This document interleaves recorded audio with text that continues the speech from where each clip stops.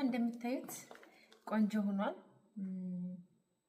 አይ ቲንክ ይበቃዋል። እና እዚህ ጋር በርበሬ ነው ያስቀመጥኩበት እና ምንም አይሆንም አይደል? ባደርግበት ችግር የለውም ብዬ አስባለሁ።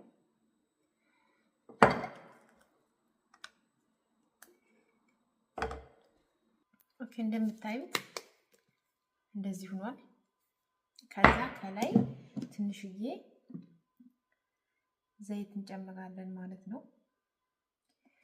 ጥቁር ቅመሙ ስለጨመርኩኝ በጣም ነው የሚጣፍጠው። ጥቁር ቅመም ነው ኮረሪማ ቆንጆ ነው ያደረገው።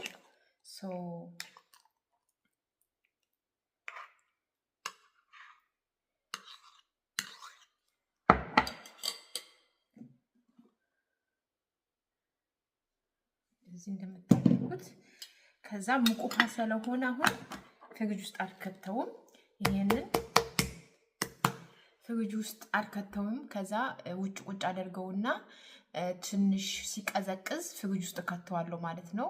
ከዛም ይሄንን ነገ ዶሮ ሲሰራበት ብዙ አያቃጥርም ማለት ነው። ጋይስ ትወዱታላችሁ ብዬ አስባለሁ። አሰራሬን በጣም ሞክሩት። እኔ የጨመርኩት እንዳያችሁኝ በፊት ነጭ ሽንኩርት ምናምን ጨምር ነበረ። አሁን ግን ነጭ ሽንኩርት አልጨምርም።